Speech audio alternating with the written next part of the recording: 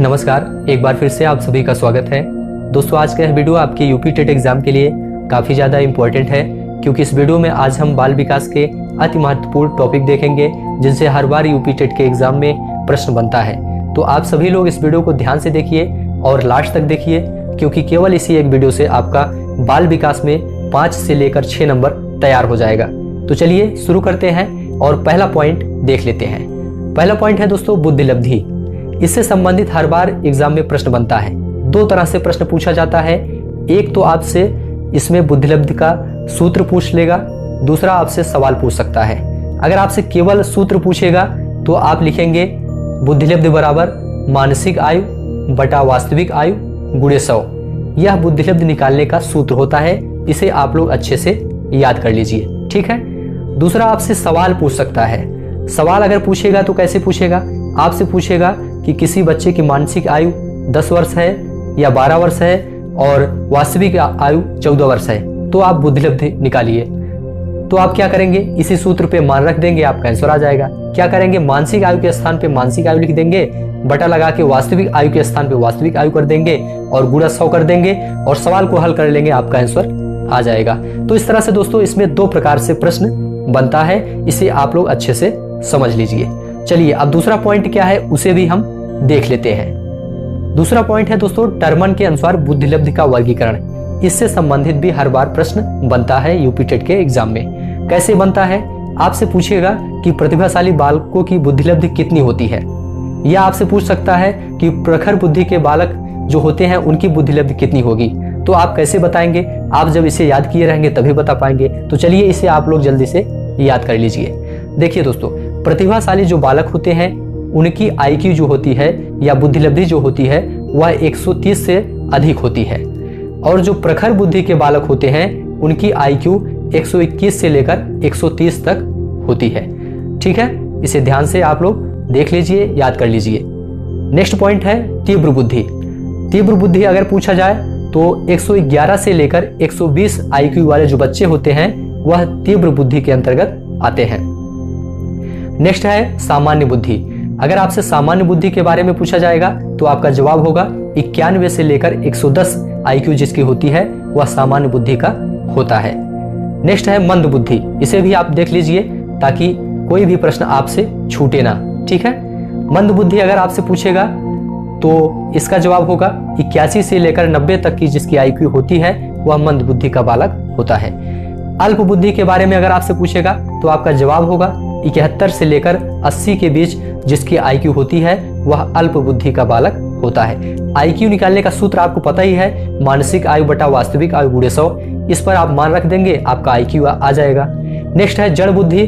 जड़ बुद्धि की बुद्धिलब्धि 71 से कम होती है, ठीक है। तो इस तरह से दोस्तों इससे भी आपका एक प्रश्न जरूर पूछा जाएगा, तो इसे भी आप लोग अच्छे से देख लीजिए। एग्जाम से पहले इस वीडियो को आप लोग जरूर रिवाइज कर लीजिएगा।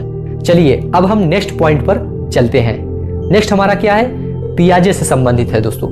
पियाजे द्वारा दिया गया संज्ञानात्मक विकास से संबंधित है, तो इसे भी आप लोग देख लीजिए। इसमें दोस्तों प्रश्न कैसे बनता है पहले इसे देख लीजिए।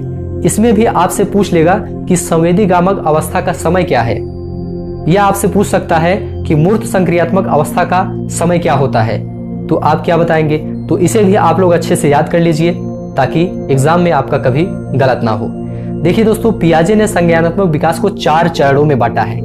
पहला चरण है, उन्होंने बताया है कि पहला चरण होता है विकास का संवेदीगामक अवस्था, ठीक है। इसका जो समय इन्होंने निर्धारित किया था वह है 0 से लेकर या जन्म से लेकर 2 वर्ष तक के जो बच्चे होते हैं वे संवेदीगामक अवस्था में होते हैं, ठीक है। इसे आप लोग अच्छे से याद कर लीजिए। दूसरा है पूर्व संक्रियात्मक अवस्था। इसका जो समय निर्धारित किया गया है वह है 2 से लेकर 7 वर्ष तक के जो बच्चे होते हैं वह पूर्व संक्रियात्मक अवस्था में होते हैं, ठीक है। चलिए नेक्स्ट पॉइंट क्या है? मूर्त संक्रियात्मक अवस्था। मूर्त संक्रियात्मक अवस्था, इसका जो समय है वह 7 वर्ष से लेकर 11 वर्ष तक के बीच में जो बच्चे होते हैं वह मूर्त संक्रियात्मक अवस्था में होते हैं। इसे भी आप लोग अच्छे से याद कर लीजिए। और लास्ट है आपका औपचारिक संक्रियात्मक अवस्था। इसका जो समय पियाजे ने निर्धारित किया है वह है 11 वर्ष से लेकर 15 वर्ष के बीच में जो बच्चे होते हैं वह औपचारिक संक्रियात्मक अवस्था में होते हैं। तो ये 4 पॉइंट पियाजे से संबंधित है। इनसे भी हर बार एक प्रश्न जरूर बनता है और इस बार भी आपको देखने को मिलेगा। चलिए नेक्स्ट अब देखते हैं अगला पॉइंट आपका क्या है। अगला पॉइंट है दोस्तों आपका अधिगम संबंधी समस्या से। इससे भी हर बार एग्जाम में प्रश्न बनता है। इसमें कैसे प्रश्न पूछता है, इसमें आपसे पूछेगा डिसलेक्सिया किससे संबंधित है, और आपका जवाब होगा यह जो है पठन संबंधी विकार से संबंधित है। जो बच्चे डिसलेक्सिया से पीड़ित होते हैं उन्हें पढ़ने में कठिनाई होती है। ठीक है, तो इसे आप लोग याद कर लीजिए। डिसलेक्सिया आपका पठन संबंधी विकार से संबंधित है। इससे संबंधित 3-4 पॉइंट और हैं, उसे भी देख लेते हैं। हो सकता है उसी से ही आपसे प्रश्न पूछ ले, इसलिए एक भी पॉइंट को आपको छोड़ना नहीं है। चलिए डिस्ग्राफिया अगर आपसे पूछेगा तो डिस्ग्राफिया आप बताएंगे यह जो है लेखन संबंधी विकार से संबंधित है। आपसे अगर पूछता है कि डिस्कैलकुलिया किससे संबंधित है, तो आपका जवाब होगा डिस्कैलकुलिया गणना संबंधी विकार से संबंधित है। ठीक है, तो ध्यान से आप लोग एक एक चीज देख लीजिए। वीडियो को आप लोग जो है ध्यान से देखिए। अच्छा लग रहा हो तो चैनल को सब्सक्राइब कर लीजिए और वीडियो को शेयर करिए। डिस्थीमिया किससे संबंधित है, आपसे प्रश्न अगर यह पूछेगा तो आपका जवाब होगा मूड डिसऑर्डर संबंधी विकार से संबंधित है डिस्थीमिया। आपसे अगर डिस्प्रेक्सिया पूछता है तो आपका जवाब होगा गतिक कौशलों में अधिगम निर्योग्यता से संबंधित है डिस्प्रेक्सिया। गतिक कौशलों में अधिगम निर्योग्यता से संबंधित है डिस्प्रेक्सिया। और लास्ट है डिस्फेजिया। डिस्फेजिया अगर पूछेगा कि यह किससे संबंधित है तो आपका जवाब होगा भाषा विकार से संबंधित है। ठीक है, तो डिस्फेजिया किससे संबंधित है, भाषा विकार से संबंधित है। तो यह भी पॉइंट आपका तैयार हो गया। इसे आप लोग एग्जाम से पहले जरूर रिवाइज करके जाइएगा। ठीक है, चलिए नेक्स्ट पॉइंट अब हम देखेंगे। नेक्स्ट है महत्वपूर्ण है दोस्तों, इसे भी ध्यान से देखिए। अधिगम के प्रमुख सिद्धांत से संबंधित है। यह भी काफी ज्यादा इंपॉर्टेंट है, इससे भी हर बार प्रश्न बनता है।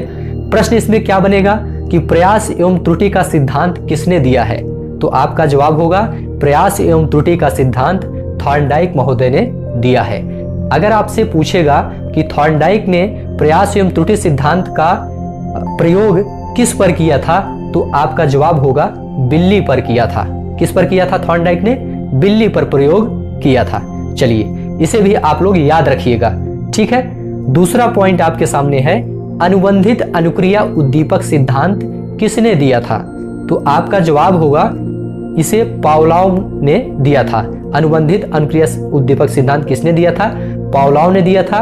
और पावलोव ने ये सिद्धांत का प्रयोग किस पर किया था, तो आपका जवाब होगा कुत्ते पर किया था। तो पावलोव ने कुत्ते पर प्रयोग किया था। ठीक है, एक एक पॉइंट ध्यान से देख लीजिए, याद कर लीजिए। क्रिया प्रसूत अनुकूलन सिद्धांत किससे संबंधित है, यह प्रश्न अगर आपसे पूछता है तो आपका जवाब होगा स्किनर से संबंधित है। और अगर आपसे पूछता है कि स्किनर ने किस पर प्रयोग किया था, किस जीव पर प्रयोग किया था, तो आपका जवाब होगा चूहों पर प्रयोग किया था स्किनर ने। ठीक है, तो कितना इंपॉर्टेंट पॉइंट है आप देख सकते हैं। आप लोग चैनल को सब्सक्राइब जरूर कर लीजिएगा और वीडियो को शेयर करिए। कमेंट में बताइए कि आपको यह वीडियो कैसा लग रहा है। सूझ या अंतर्दृष्टि का सिद्धांत अगर आपसे पूछता है तो आपका जवाब होगा कोहलर। कोहलर ने सूझ या अंतर्दृष्टि का सिद्धांत दिया था और इन्होंने वनमानुषों पर अपना प्रयोग किया था। तो इस तरह से यह पॉइंट भी आपका कंप्लीट हो गया।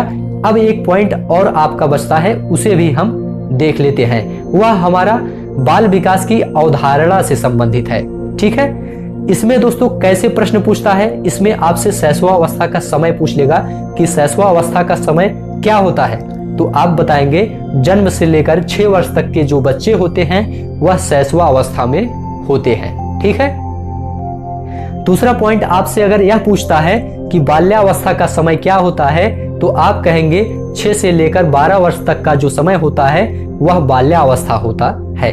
बाल्यावस्था को गंदी आयु भी कहा जाता है। ठीक है, किशोरावस्था से संबंधित अगर प्रश्न पूछता है तो आप बताएंगे 12 से लेकर 18 वर्ष तक के जो बच्चे होते हैं वह किशोरावस्था से संबंधित होते हैं। लास्ट आपसे पूछ सकता है कि प्रौढ़ावस्था का समय बताइए, तो आप बताएंगे 18 से लेकर 40 वर्ष तक का जो समय होता है वह प्रौढ़ावस्था से संबंधित होता है। तो इस तरह से दोस्तों आपका यह वीडियो कंप्लीट हो गया। यह वीडियो बहुत ही ज्यादा इंपॉर्टेंट है। आप लोग इसे एग्जाम से पहले जरूर रिवीजन कर लीजिएगा, आपको इससे बहुत ही ज़्यादा मदद मिलेगी। वीडियो अच्छा लगा हो दोस्तों तो चैनल को सब्सक्राइब कर लीजिए और कमेंट में बताइए कि यह वीडियो आपको कैसा लगा। मिलते हैं दोस्तों आपको किसी नेक्स्ट वीडियो में, तब तक के लिए आप सभी का बहुत बहुत धन्यवाद।